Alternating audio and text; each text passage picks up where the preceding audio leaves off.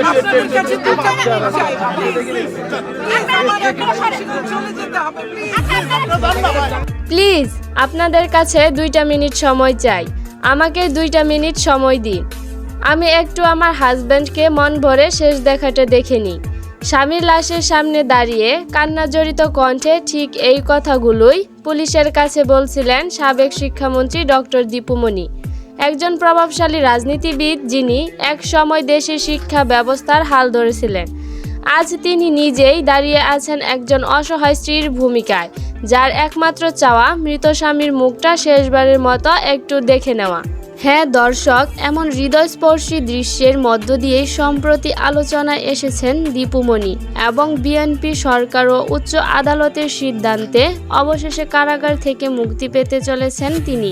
এক সময় যিনি ছিলেন দেশের অন্যতম প্রভাবশালী মন্ত্রী, সংসদে যার প্রতিটি বক্তব্যে গণমাধ্যমে বিশেষ গুরুত্ব পেত, আজ সেই মানুষটি কারাগারের অন্ধকার প্রকোষ্ঠীতে থেকে বেরিয়ে দাঁড়িয়ে আছেন এক অসহায় মানুষের বেশে।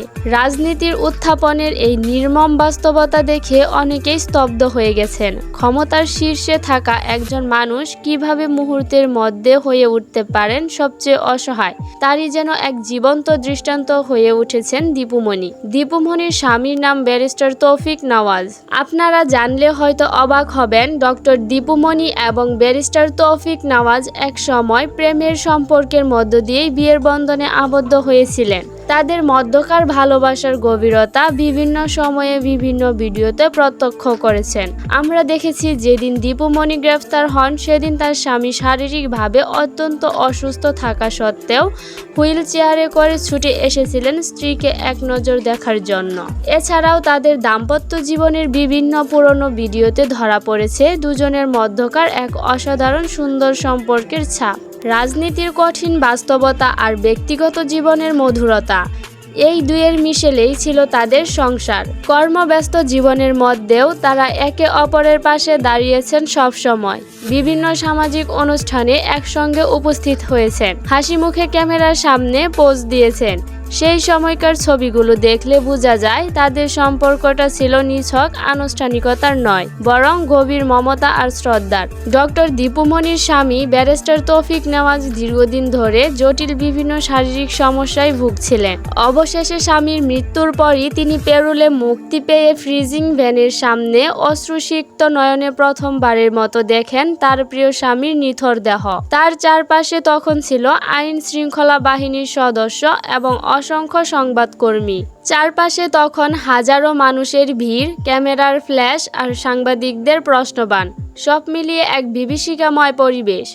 অথচ সেই ভিড়ের মধ্যেও দীপু মনির চোখ যেন খুঁজছিল শুধু একটা মুখ, যে মুখ তাকে বছরের পর বছর ভালোবেসেছে, আগলে রেখেছে। কিন্তু নিয়মের বেড়াজালে আটকে তিনি হয়ে রইলেন শুধু এক নীরব দর্শক।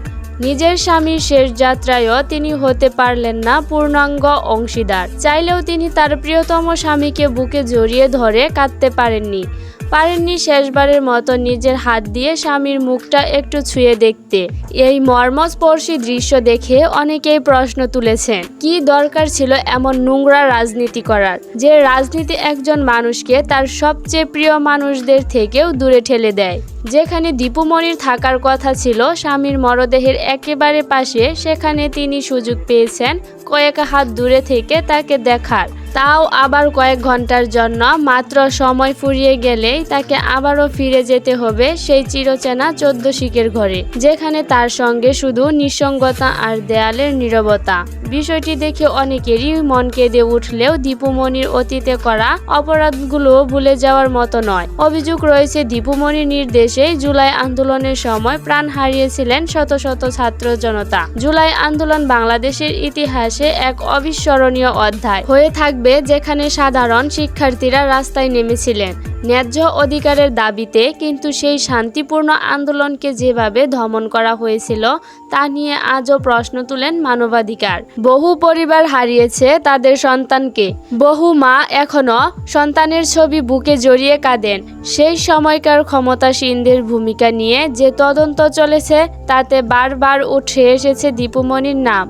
যেখানে একজন শিক্ষামন্ত্রীর দায়িত্ব ছিল শিক্ষার্থীদের পাশে গিয়ে দাঁড়ানো, নিরাপত্তা নিশ্চিত করা। সেখানে উল্টো তিনি নাকি নির্দেশ দিয়েছিলেন শেষ করে দাও। তাদের আন্দোলনের সেই উত্তাল সময়ে তিনি তাৎক্ষণিকভাবে গলা মিলিয়েছিলেন ফ্যাসিস্ট হাসিনার সঙ্গে।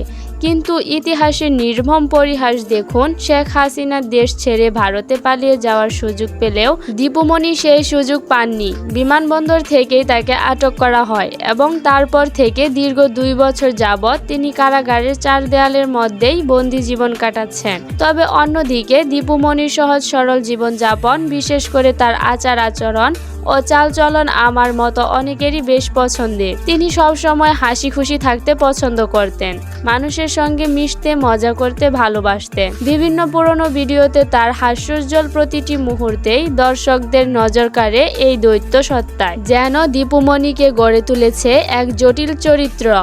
একদিকে রাষ্ট্রীয় ক্ষমতার অপব্যবহারের অভিযোগ, অন্যদিকে একজন সাধারণ মানুষের মতো হাসি কান্না, ভালোবাসা আর মমতাময় ভরা জীবন। তা দেখে অনেকেই বলেছেন একজন মানুষের রাজনৈতিক অপরাধ আর তার ব্যক্তিগত জীবনের যন্ত্রণা, এই দুটোকেই আলাদা চোখে দেখা উচিত। যদিও বিচারের প্রশ্নে কোনো ছাড় দেওয়া উচিত নয়, কিন্তু দুর্ভাগ্যের বিষয় হলো স্বামীর সঙ্গে তার শেষ দেখা হয়েছিল বহুদিন আগে।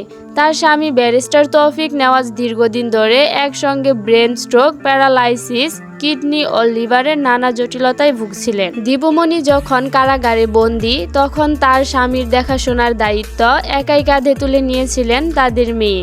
কিন্তু শেষ পর্যন্ত সবাইকেই কাঁদিয়ে চিরবিদায় নিলেন ব্যারিস্টার তৌফিক নেওয়াজ। এই পুরো ঘটনা থেকে একটি বড় শিক্ষা পাওয়া যায়, রাজনীতি যদি করতেই হয় তাহলে তার রাজনীতির নিয়মে সততার সঙ্গেই করা উচিত। এভাবে নোংরা রাজনীতি করে মানুষের অভিশাপ পোড়ানো কখনোই উচিত নয়। একজন স্ত্রীর কাছে তার স্বামীর মৃত্যু ঠিক কতটা বেদনাদায়ক তা আমরা হয়তো কল্পনাও করতে পারি না। সমাজবিজ্ঞানীরা বলেছেন, ক্ষমতার রাজনীতি প্রায় মানুষকে তার সবচেয়ে কাছের সম্পর্কগুলো থেকে ছিন্ন বিচ্ছিন্ন করে দেয়। ইতিহাসে এমন বহু উদাহরণ আছে যেখানে ক্ষমতাধর ব্যক্তিরা রাজনৈতিক টানাপোড়েনের কারণে তাদের পরিবারের সবচেয়ে গুরুত্বপূর্ণ মুহূর্তগুলো থেকে বঞ্চিত হয়েছেন। দীপুমণির ঘটনাও যেন সেই দীর্ঘ তালিকায় নতুন সংশোধন। প্রশ্ন থেকে যায়, ক্ষমতা আর অবস্থানের বিনিময়ে একজন মানুষ কি তার সবচেয়ে প্রিয়জনদের হারানোর ঝুঁকি নেওয়ার যোগ্য? কিন্তু সেই বেদনার রেশ কাটতে না কাটতেই মাত্র কয়েক ঘন্টা পরেই তাকে আবারও ফিরতে হবে কারাগারে। সেখানে গিয়ে তার মনের অবস্থা কেমন হবে একবার ভেবে দেখুন। নিজের বাড়িতে থাকলে হয়তো পরিবারের অন্যান্য সদস্যদের সঙ্গে তিনি তার দুঃখটুকু ভাগাভাগি করে নিতে পারতেন, কাঁধে কাঁধ মিলিয়ে একসঙ্গে সুখ পালন করতে পারতেন। কিন্তু কারাগারের 4 দেয়ালের ভেতর একা একা কিভাবে তিনি এই অসহনীয় ব্যথা সইবেন? এসব চিন্তা করে অনেকে বলেছেন দীপুমণিকে অত্যন্ত কয়েকদিনের জন্য প্যারোলে মুক্তি দেওয়া হোক, যাতে তিনি পরিবারের সঙ্গে তার দুঃখ ভাগাভাগি করতে পারেন, স্বামীর শেষকৃত্যের সময়টুকুতে পরিবারের পাশে থাকতে পারেন। এই মুহূর্তে সামাজিক যোগাযোগ মাধ্যমে বিষয়টি নিয়ে চলছে ব্যাপক তর্ক বিতর্ক। একদল বলেছেন আইন সবার জন্য সমান হওয়া উচিত, অপরাধের শাস্তি থেকে কেউ রেহাই পাবে না, তা সে যত বড় মানসিক আঘাতই হোক না কেন। আবার আরেক দল বলছেন মানবিকতার জায়গা থেকে অন্তত এই কঠিন সময় তাকে পরিবারের সঙ্গে সময় কাটানোর সুযোগ দেওয়া উচিত ছিল। উভয় পক্ষের যুক্তি যথেষ্ট শক্তিশালী, আর ঠিক এ কারণেই বিষয়টি নিয়ে জাতীয়ভাবে এত আলোচনা সমালোচনা হচ্ছে। গণমাধ্যমে প্রতিদিনই নতুন নতুন তথ্য উঠে আসছে, আর মানুষ প্রতিটি নতুন তথ্যের সঙ্গে সঙ্গে নিজেদের অবস্থান নিয়ে নতুন করে ভাবছেন। এদিকে আইনে বিশ্লেষকরা বলছেন উচ্চ আদালতের এই সিদ্ধান্ত সাময়িক, চূড়ান্ত রায় এখনো বাকি। ফলে দীপুমণির ভাগ্য কোন দিকে মোড় নেবে তা এখনই নিশ্চিত করে বলা যাচ্ছে না। তবে এই মুহূর্তে সবার নজর তার ব্যক্তিগত সুখের দিকেই। আইনি জটিলতা সাময়িকভাবে ম্লান হয়ে গেছে মানবিক আবেদনের কাছে। আগামী দিনগুলোতে এই মামলা কোন দিকে মোড় নেয় সেদিকেই তাকিয়ে থাকবে গোটা জাতি। এই ঘটনা আমাদের আবারও মনে করিয়ে দেয় ক্ষমতা কখনো চিরস্থায়ী নয়, আর মানবিক সম্পর্কের মূল্য কোনো পদবি দিয়ে মাপা যায় না। রাজনীতি আসে যায়, ক্ষমতার মনসনদ বদলায়, কিন্তু ভালোবাসা আর পারিবারিক বন্ধনের গল্পগুলো থেকে যায় মানুষের মনে যুগ যুগ ধরে। তো দর্শক, এই বিষয়ে আপনার মতামত কি? আপনি কি চান? প্যারোলে দীপুমণিকে বেশ কয়েকদিনের জন্য মুক্তি দেওয়া হোক, আপনার মতামত অবশ্যই কমেন্ট বক্সে জানাবেন। আমাদের পরবর্তী সকল প্রতিবেদন সবার আগে পেতে আমাদের ইউটিউব চ্যানেলটি সাবস্ক্রাইব করুন।